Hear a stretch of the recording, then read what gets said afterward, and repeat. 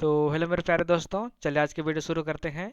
आज की इस वीडियो में हम लोग क्लास 11th का जिनका भी एंथ्रोपोलॉजी सब्जेक्ट है, एंथ्रोपोलॉजी यानी कि मानव शास्त्र, उनके लिए वीडियो काफ़ी महत्वपूर्ण होने वाला है, क्योंकि यह जो क्वेश्चन पेपर है, मैं 2022 का जो क्वेश्चन पेपर है उसको सॉल्व करवा रहा हूँ।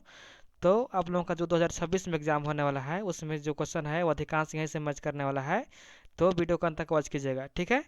चलिए वीडियो को शुरू करते हैं। और जो मैं बता दूं एक बात और, कि जो प्रीवियस ईयर क्वेश्चन होता है वो अधिकांश मैच करता है, ठीक है। तो आप लोग प्रीवियस ईयर क्वेश्चन को फर्स्ट प्रायोरिटी दीजिएगा, ठीक है। तो चलिए हम लोग शुरू करते हैं। इसका जो पहला क्वेश्चन यहाँ पर है कि, हाँ देखिए, क्वेश्चन नंबर 1 है कि किसने कहा मानव विज्ञान और समाजशास्त्र जुड़वा बहने हैं, ठीक है। तो जो ये अमेरिका के एक मनोवैज्ञानिक थे, उनका नाम था A.L. क्रोबर। उन्होंने कहा था कि मानव विज्ञान और समाजशास्त्र जो हैं वो आपस में क्या है, जुड़वा बहने हैं, ठीक है। इनका पूरा नाम क्या है? तो इनका जो पूरा नाम है वो है अल्फ्रेड लुई क्रोबर, ठीक है। और ये अमेरिका की एक मनोवैज्ञानिक थे, और इन्होंने ही कहा था कि जो मानव विज्ञान है और समाजशास्त्र यानी कि एंथ्रोपोलॉजी, ये दोनों क्या है, जुड़वा बहने हैं, ठीक है। चलिए आगे चलते हैं। क्वेश्चन नंबर यहाँ पर 2 है कि जनजातियों के अध्ययन के लिए हम पढ़ते हैं। तो जनजातियों के अध्ययन के लिए हम क्या पढ़ते हैं? तो एंथ्रोपोलॉजी यानी कि मानव शास्त्र पढ़ते हैं, ठीक है। ठीक है, चलिए आगे चलते हैं। क्वेश्चन यहाँ पर घुमा सकता है कि मानव शास्त्र किसे कहते हैं, तो आप लोग यहाँ पर मारिएगा कि जनजातियों का जो अध्ययन करना ही क्या कहलाता है, मानव शास्त्र यानी कि एंथ्रोपोलॉजी कहलाता है, ठीक है। यहाँ पर क्वेश्चन घुमा सकता है, तो आप लोग कंफ्यूज नहीं होना है, ठीक है। क्वेश्चन नंबर यहाँ पर 3 है कि किस जनजाति में परीक्षा विवाह का प्रचलन काफ़ी है। तो जो भील है, जो भील जनजाति, उसमें जो पुरुष होता है उनको एक परीक्षा पास करना होता है, यानी कि जो पुरुष लोग होते हैं उनको अपनी योग्यता दिखाना पड़ता है विवाह करने से पहले, ठीक है। तो जो भील जनजाति के जितना भी पुरुष हैं वो शादी करने से पहले अपना जो परीक्षा यानी कि अपना क्या करना पड़ता है, उन लोगों को अपना बहादुरी दिखाना पड़ता है, उसके बाद ही उन लोगों को विवाह होता है, ठीक है। चलिए आगे चलते हैं। क्वेश्चन नंबर 4 है कि जब एक विवाहित जोड़ा अपने अविवाहित बच्चों के साथ रहता है तो वह कहलाता है। तो जब एक विवाहित जोड़ा यानी कि पति पत्नी अपने बच्चों के साथ रहता है तो उसको एकल परिवार कहा जाता है, ठीक है। क्या कहा जाता है? तो उसको एकल परिवार कहा जाता है। और यहाँ पर यदि दादा सब यहाँ पर रहता, दादा दादी चाचा चाची, तो हो जाता संयुक्त परिवार, ठीक है। चलिए आगे चलते हैं। क्वेश्चन नंबर यहाँ पर अगला है कि निम्नलिखित में कौन सा परिवार का एक कार्य है। तो यहाँ पर पूछा है कि परिवार का कौन सा कार्य है। तो परिवार का क्या कार्य है कि संतानोत्पत्ति यानी कि संतान को उत्पन्न करना, और बच्चा का लालन पालन करना, यानी कि बच्चा आप यहाँ पर उत्पन्न करते हैं, यहाँ पर बच्चा होता है तो उसका लालन पालन करना भी परिवार का ही कर्तव्य होता है, ठीक है। तो इसका जो राइट आंसर हो जाएगा ऑप्शन नंबर 3, यानी कि ए और जो 1 और 2 है वो दोनों सही हो जाएगा, ठीक है। चलिए आगे चलते हैं। यहाँ पर अगला क्वेश्चन है कि, देख लीजिए, क्वेश्चन नंबर अगला है कि जैविक मानवशास्त्र अध्ययन करता है। तो जो जैविक मानवशास्त्र है वो क्या अध्ययन करता है? तो मानव के उत्पत्ति तथा उत्परिवर्तन, जो मानव की उत्पत्ति है और उत्परिवर्तन है वो जैविक मानवशास्त्र में अध्ययन किया जाता है, ठीक है। चलिए क्वेश्चन नंबर यहाँ पर 7 है कि संकृति निर्माण की क्षमता निम्नलिखित में से किसमें होती है। तो संस्कृति का निर्माण, जो संस्कृति का निर्माण है, कल्चरल का यहाँ पर निर्माण है, वो मनुष्य में पाया जाता है, ठीक है। मनुष्य ही तो जो है वो कल्चरल का निर्माण करता है, ठीक है।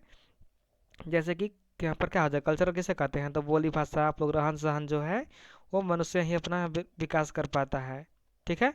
चलिए आगे चलते हैं। यहाँ पर क्वेश्चन नंबर 8 है कि विवाह के कितने प्रकार का वर्णन किया गया है। तो विवाह का कुल मनुस्मृति में 8 प्रकार का वर्णन किया गया है, ठीक है। कितने प्रकार किया गया है? तो 8 प्रकार का विवाह किया गया है। 4 जो विवाह है वो 4 विवाह कैसा है? तो प्रशस्त, ठीक है। और जो 4 विवाह है अप्रशस्त यानी कि निंदित, यानी कि जो 4 विवाह है, 4 विवाह को मान्यता दिया गया है और 4 विवाह को मान्यता नहीं दिया गया है, ठीक है। तो यहाँ पर पूछा है कि विवाह कितने प्रकार हैं, तो यहाँ पर 8 ऑप्शन नहीं दिया है, तो आप 4 मार सकते हैं, 4 राइट हो जाएगा, ठीक है। यदि 8 दिया रहेगा तो वहाँ पर आप लोग 8 ही मारिएगा। वहाँ पर पूछेगा कि विवाह के कुल कितने प्रकार होते हैं, तो विवाह के कुल 8 प्रकार होते हैं, चारों को मान्यता दिया गया है, ठीक है, जिसको क्या बोलते हैं? तो प्रशस्त विवाह, ठीक है। आगे चलते हैं। क्वेश्चन नंबर यहाँ पर 9 है कि किस जनजाति में बहुविवाह का प्रचलन काफ़ी है। तो बहुविवाह यानी कि बहुत सारे विवाह किस जनजाति में प्रचलन है।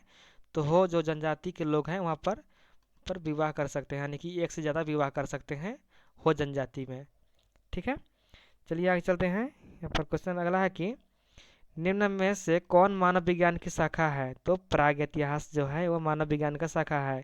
ठीक है, क्यों मानव विज्ञान की शाखा है? तो प्राग इतिहास में जो है वो मानव के जो वहाँ पर कोई लिखित नहीं, जो मानव वहाँ पर जो निवास करते थे प्राग इतिहास में वहाँ पर जो मानव लोग रह रहे थे उसका कोई लिखित साक्ष्य प्राप्त नहीं है।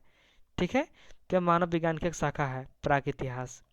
ठीक है, आगे चलते हैं। क्वेश्चन नंबर यहाँ पर 11 है कि GPD मार्डक ने कितने प्रकार के द्वितीय नातेदारी का उल्लेख किया है? तो जो GPD मार्डक थे उन्होंने टोटल 133 प्रकार के जो है द्वितीय नातेदारी का उल्लेख किया है। ठीक है, कितना? 133, 133। ठीक है, क्वेश्चन नंबर 12 है कि किस जनजाति में भाई बहन को एक साथ एक कमरे में नहीं रहने दिया जाता है? ठीक है, जो भाई बहन लोग हैं एक साथ नहीं रहने दिया जाता है और एक कमरे में भी नहीं रहने दिया जाता है और ना ही एक ही साथ खाने दिया जाता है। तो ऐसा कौन सा जनजाति है? तो जो खड़िया जनजाति है, खड़िया जनजाति में जो भाई बहन लोग होते हैं वो साथ में नहीं रहने दिया जाता है, चाहे क्यों ना भाई बहन हो, साथ में खाना भी नहीं खाया दिया जाता है। उनका जो परंपरा चली आ रही है खड़िया जनजाति के लोगों में। ठीक है, तो यहाँ पर क्या हो जाएगा? खड़िया जनजाति।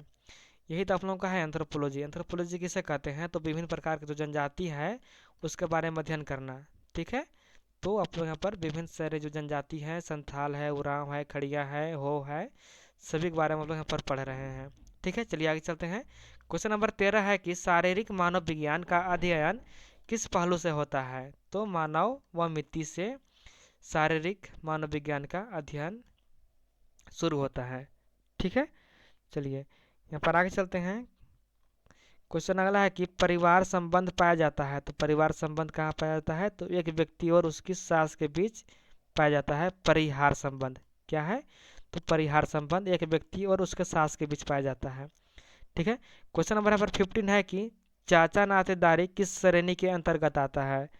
तो जो चाचा नातेदारी है वो कैसे श्रेणी में आता है? तो द्वितीय श्रेणी में आता है। और माता पिता बच्चे जो है वो कैसे श्रेणी में आते हैं? तो उन लोग आते हैं प्रथम श्रेणी में। ठीक है, चलिए आगे चलते हैं। यहाँ पर अगला क्वेश्चन है कि शरद खोरी का संबंध किससे है? तो शरद खोरी का संबंध खेती से है। ठीक है, किससे है? तो खेती से है शरद खोरी का संबंध। क्वेश्चन 17 है कि फ्रेजर के अनुसार जादू कितने भेद हैं? जादू के कितने भेद हैं? तो फ्रेजर के अनुसार जो जादू है उनका टोटल 3 भेद है। ठीक है, कौन कौन है? तो पहला जो है समानता का जादू। ठीक है, दूसरा जो है संक्रामक का जादू और तीसरा अनुकर्मात्मक जादू। ठीक है, ये फ्रेजर कहते हैं। फ्रेजर के अनुसार जादू के 3 भेद होते हैं। ठीक है, आप लोग नाम नहीं भी याद करेंगे चलेगा, बस आप लोग याद कर लीजिए कि 3 प्रकार के 3 भेद होते हैं जादू का।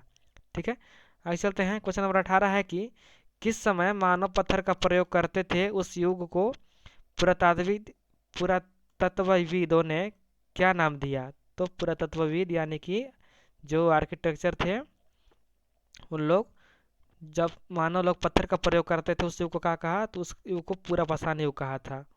ठीक है, पूरा पाषाण युग कहते हैं। इस जो यहाँ पर जो लोग रहते थे वो क्या करते थे? तो पत्थर का औजार उपयोग करते थे। ठीक है, इसी कारण जो पुरातत्वविद हैं उनको उन लोगों ने इसको पूरा पाषाण काल कहा गया है। और पूरा पाषाण काल को 3 भागों में यहाँ पर बांटा गया है। यदि आप लोगों का हिस्ट्री सब्जेक्ट है तो आप लोग जानते होंगे। ठीक है, चलिए आगे चलते हैं। क्वेश्चन नंबर यहाँ पर 19 है कि प्राग ऐतिहासिक मानव शास्त्र का मुख्य लक्ष्य क्या है? तो मानव के अतीत का पुनर्निर्माण करना। ठीक है, जो प्राग ऐतिहासिक है यानी कि जो प्राचीन इतिहास है उसका मानव शास्त्र का क्या मुख्य लक्ष्य है? तो जो मानव का अतीत है उसको पुनर्निर्माण करना, यानी कि जो प्राचीन जीवन शैली है, परंपरा है, उसको पुनः से निर्माण करना। ठीक है, आगे चलते हैं। क्वेश्चन नंबर 20 है कि निम्न में से कौन सा पाषाण औजार नहीं है? ठीक है, पाषाण औजार यानी कि पत्थर का औजार कौन नहीं है? तो जो गड़ास है ये पत्थर का औजार है, ये चॉपर बोलते हैं इंग्लिश में। ठीक है, पत्थर का किनार यानी कि स्टोन हैंग्स और हैंड एक्स यानी कि हाथ का कुल्हाड़ी, ये जो है सब पत्थर का औजार है। लेकिन जो मिट्टी का बर्तन है, पोटरी है, ये क्या है? ये पाषाण औजार नहीं है, यानी कि पत्थर का औजार नहीं है, ये मिट्टी का है।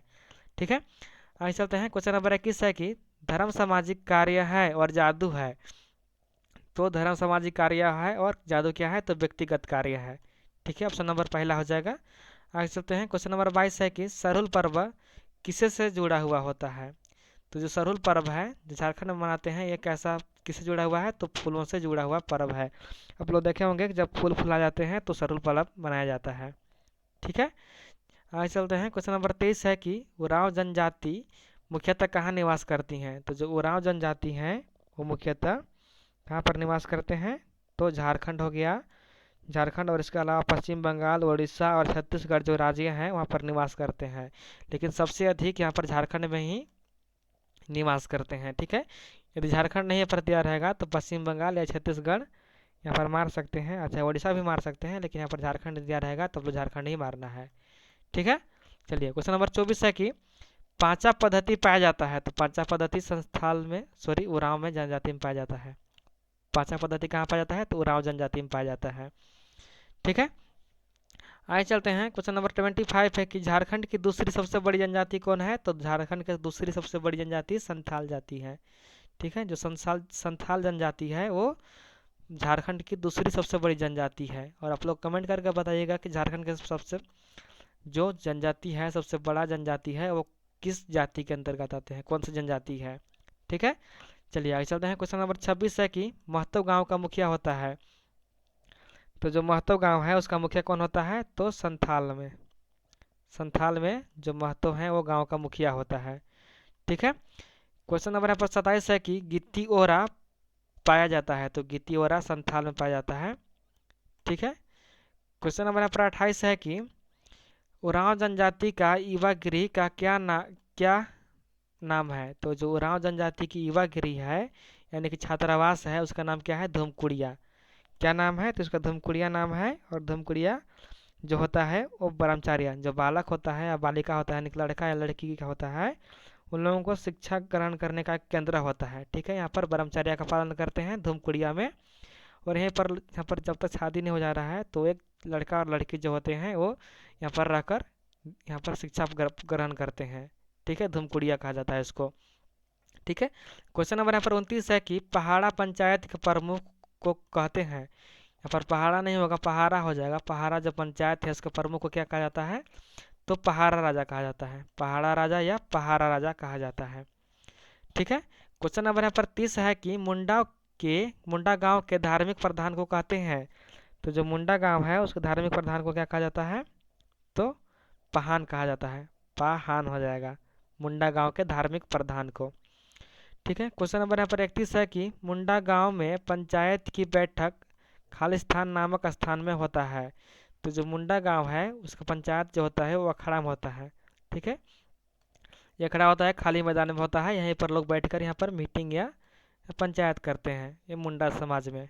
ठीक है, क्वेश्चन नंबर 32 है कि बिटलाहा क्या है। तो जो बिटलाहा है ये एक प्रकार की सजा है। ठीक है, एक प्रकार के क्या है तो एक प्रकार का सजा है बिटलाहा। और यह सजा जो है वो गंभीर अपराधी हैं यानी कि जैसे यौन संबंधित जो अपराधी होते थे उसको बिटलाहा नाम का एक सजा दिया जाता था। ठीक है, चलिए आगे चलते हैं, क्वेश्चन नंबर यहाँ पर 33 है कि सरना पूजा स्थल है। तो सरना किसका स्थल है तो मुंडा जो लोग है मुंडा लोगों का सरना जो है पूजा का स्थल है। ठीक है, क्वेश्चन नंबर यहाँ पर 34 है कि घोटुल नाम है। तो घोटुल क्या है युवा गृह का नाम है, जो छात्रावास है या युवा गृह है उसको घोटुल कहा जाता है। ठीक है, क्वेश्चन नंबर यहाँ पर 35 है कि बहु विवाह पाया जाता है। तो बहु विवाह एक पुरुष और अनेक स्त्रियां के बीच पाया जाता है। ठीक है, जब एक पुरुष होता है वो कई सारे स्त्रियां के साथ शादी कर सकता है, लेकिन स्त्रियां ऐसा नहीं करती है। ठीक है, ये बहु विवाह इसी को कहा जाता है। ठीक है, चलिए यहाँ पर आगे चलते हैं, क्वेश्चन नंबर 36 है कि मातृशतमात्मक परिवार में पाए जाते हैं। मातृशतमात्मक जो परिवार है वो झारखंड में पाए जाते हैं। तो कौन जनजाति के अंदर पाया जाता है। मातृशतमात्मक को क्या नहीं कहा जाए तो जो घर का मुखिया होता है वो माता होता है ना कि पिता होता है। ठीक है, इसी को मातृशतमात्मक कहते हैं, जहाँ पर जो घर का मुखिया होता है वो माता जी होती हैं। ठीक है, तो जो नायर में होता है, जो नायर वंश होते हैं, नायर जनजाति होते हैं, उन लोगों के जो मुखिया होता है वो घर की माता होती है। ठीक है, इसी को वो झारखंड के जो नायर जनजाति है उन लोगों में मातृ सतमात्मक परिवार पाया जाता है। ठीक है, चलिए आगे चलते हैं। क्वेश्चन नंबर यहाँ पर अगला है कि क्वेश्चन नंबर 37 कि संथाल की भाषा है, तो संथाल की भाषा क्या है, संथाली हो जाएगा। सभी लोग जानते हैं संथाल जो है संथाली भाषा बोलते हैं। ठीक है, क्वेश्चन नंबर 38 है कि किस जनजाति में बहुपति परिवार पाया जाता है। क्या कह रहा है कि जो है एक किस जनजाति में बहुपति, बहुपति यानी कि क्या हो जाएगा यहाँ पर पोलीमोरस फैमिली। ठीक है, तो यहाँ पर क्या उराव हो गया, उराव में नहीं पाया जाता है, खासी में भी नहीं पाया जाता है और संथाल में भी नहीं पाया जाता है, तो क्या हो जाएगा, इनमें से कोई नहीं हो जाएगा। ठीक है, बहुपति जो परिवार है इनमें से कोई समाज में नहीं पाया जाता है। जो बहुपति परिवार है ये जो थी है और हिमाचल प्रदेश है, हिमाचल प्रदेश के जो हट्टी जनजाति है, हट्टी, उनमें पाया जाता है बहुपति परिवार। लेकिन यहाँ पर हट्टी ऑप्शन नहीं दिया है, तो यहाँ पर इनमें से कोई नहीं हो जाएगा। ठीक है, क्वेश्चन नंबर यहाँ पर 39 है कि आदिवासी बहुल झारखंड राज्य की स्थापना किस वर्ष हुई। तो जो झारखंड राज्य है उसकी स्थापना कब होता है, तो 15 नवंबर 2000 ईस्वी में होता है। ठीक है, यहाँ पर क्वेश्चन नंबर 40 है और आखिरी है कि निम्न में से कौन जनजाति अत्यधिक लोकप्रिय है। तो जो संथाल जनजाति है वो सबसे अधिक लोकप्रिय है, यानी कि सबसे अधिक प्रसिद्ध है। ठीक है, और यह जो संथाल जनजाति है ये कहाँ पर पाए जाते हैं, तो बिहार हो गया, झारखंड हो गया, पश्चिम बंगाल हो गया, ये कई राज्यों में जो संथाल जनजाति है वो पाए जाते हैं। और इनकी जो जनसंख्या है लगभग जो है वो 86% के आसपास है। ठीक है, तो दोस्तों ये रहे आप लोगों का 40 ऑब्जेक्टिव क्वेश्चन। आशा करता हूँ कि वीडियो पसंद आया होगा, और वीडियो पसंद आया होगा तो मैं और भी सारे सब्जेक्ट का डाल दूंगा, बस आप लोग कमेंट करके बताइएगा कि और किस सब्जेक्ट का चाहिए। ठीक है दोस्तों, तो चलिए आज का वीडियो यहीं अपना रखते हैं। तो ठीक है, धन्यवाद।